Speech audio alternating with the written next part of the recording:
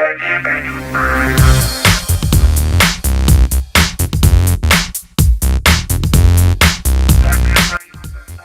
everyone, welcome to VDAY. You're here with your favorite co-host, Viona King. I know we haven't talked in a while, but I'm back again with the news, so let's jump right into it. Let's jump right into my hot topics.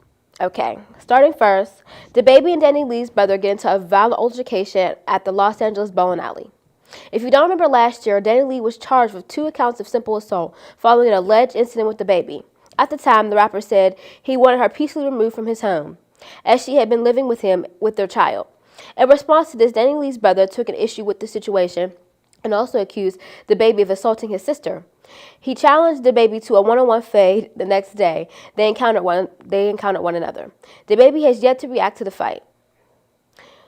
As you can see, this is DaBaby at the bowling alley getting into a fight.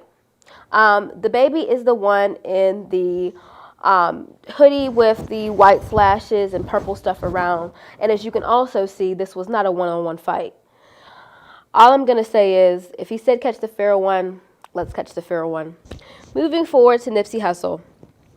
Los Angeles rapper Nipsey Hussle was a beacon of inspiration to many people worldwide, but especially the members of his LA community, where he shifted the community environment after opening his popular clothing store, The Marathon, on Crenshaw Boulevard and Slauson Avenue.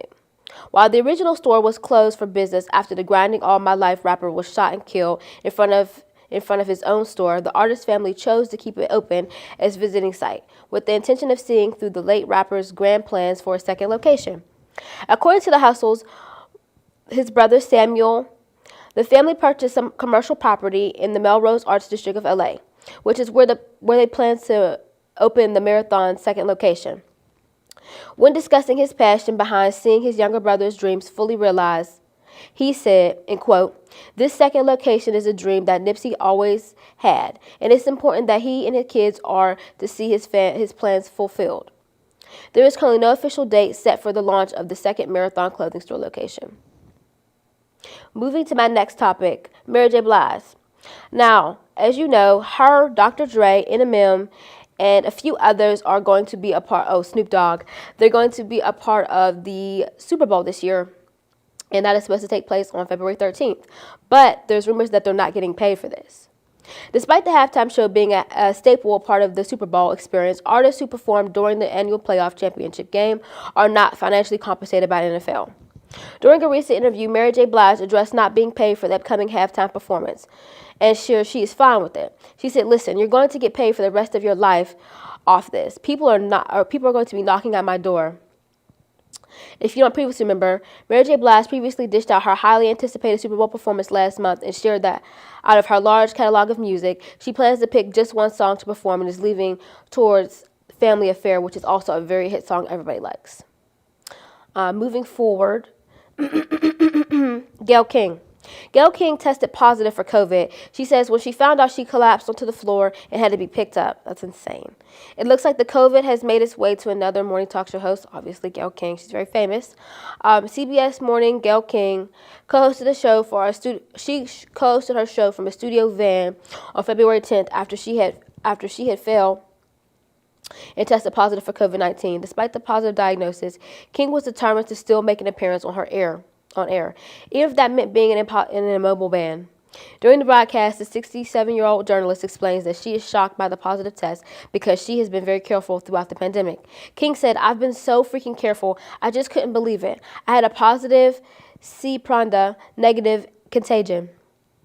Then we've since taken multiple tests and they all been negative. Everyone on my team is negative. I don't even know how to explain this." King says she was so shocked by the results. She said that after she collapsed to the floor and had to be literally picked up off the ground. Shauna Thompson, who is the executive producer of CBS Mornings, said, "This news comes just weekends before King signed her new contract with CBS that will be the Tiffany network for the foreseeable future." During a recent interview, King said, "I officially signed on the dotted line, so I will be with CBS a little bit longer." King, who reportedly earns $13 million per year, gained interest from several majors networks, including CNN and boss of Facebook, Jeff Zucker. I just hope that Gayle gets better She's in my thoughts and prayers, and I hope she gets off the ground. Moving forward. Wendy Williams, this has been a very ongoing story. Wendy Williams is fighting back after allegedly having her assets frozen. As previously reported, news broke earlier this month that Wendy Williams' 57 banking accounts was been frozen against her will. The accounts, which reported contained millions of dollars, were locked by Wells Fargo for about 2 weeks. Reportedly, the banks locked her accounts due to suspicion that talk shows is suffering from financial exploitation, dementia, or undue influence. According to court documents, in response to not having access to her accounts, Williams filed a lawsuit against Wells Fargo and is arguing that their decision to freeze her accounts has caused her intermediate, irreplaceable financial damage. It is unclear who exactly Williams has selected to act as her power of attorney or what authority level they have. However, according to reports, Wells Fargo still has yet to tell Williams their decision regarding her accounts, but instead has brought to their own legal team to handle this dispute. In her court filings, Williams also revealed that she tried to handle the financial issue outside of the court. She wrote, "I have submitted multiple written requests to Wells Fargo, and I have visited various Wells Fargo branches in the South Florida area in an effort to resolve the matter of the courtside courtroom." I don't know. I just hope this is squared away. I look up to Wendy Williams. I really do. I watched her show growing up as a kid. I just hope she gets this figured out. Moving to my next segment, I had the opportunity to visit Regina's Flower Shop. If you're not sure what Regina's Flower Shop is, it's a very popular flower shop around this Caillou area. Lots of people get their flowers from her. And if you want to get flowers from Regina, I will be including her address and images of what her shop looks like. So take a look.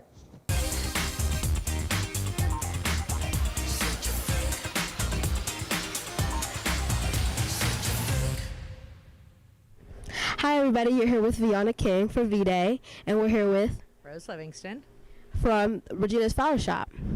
Can you tell me how long your shop has been open? since 1978. Wow. Okay. How many orders do you usually get for Valentine's Day? Hundreds. Wow. How many have you already gotten this week? Oh, most of them are last minute. You know how men are. Men are last minute. So we Very true. 100, 200 so far. Wow. Okay. Do Caillou students usually order from here? They walk in last minute. Really? Yeah, except the good ones. The good boys that are in love and want to plan for it, they order early. Good. Okay. What type of preparation do you have to do for Valentine's Day? Well, we have to clean all the flowers, and we have to get them processed, as you see with all our flowers around. The roses we wire to keep the life longer, and then we start greening our vases like in days, and that way you're just putting the flowers in last minute, so you can keep up with the orders. Sometimes we have to take the phones off the hook when it gets too crazy. I bet. What is the craziest order you've ever gotten? The what? The craziest order you've ever gotten. Oh, I can't go there. Sometimes they're, well, in way of volume, it's probably, 3 or 4 dozen roses arranged together, sometimes so a lot of them are secret admirers, so sometimes the cards we can't repeat. Understandable. Now we're going to get a shot of the flower shop.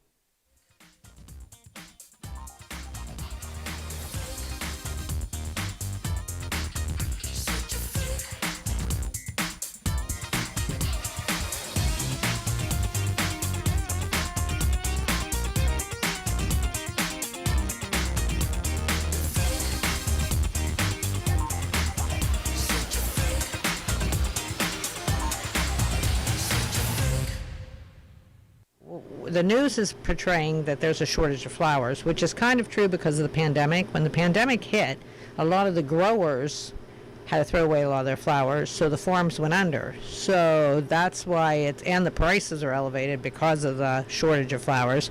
But when you plan well, like I had to order my Valentine flowers at the very beginning of January so you would have them. So we have plenty of flowers, but they go fast. But a lot of people may not. How many flowers do you order for Valentine's Day? Can you give me a number? Well, it depends on the flower. The roses are the most demanding of flowers. So we get probably 1,000 red roses and probably 600 colored roses. Then we get lilies and gerbers and everything else, the fillers, the greens, to add in. Well, thank you for this interview. If you want to get roses, don't forget to get flowers from Regina. And we can deliver. All right, everyone. I hope you enjoyed that segment. Be sure to get your flowers from Regina for Valentine's Day or just in general. I hope you guys enjoyed this Valentine's Day segment that I included today. Thank you for your time. Till next time. See you guys later.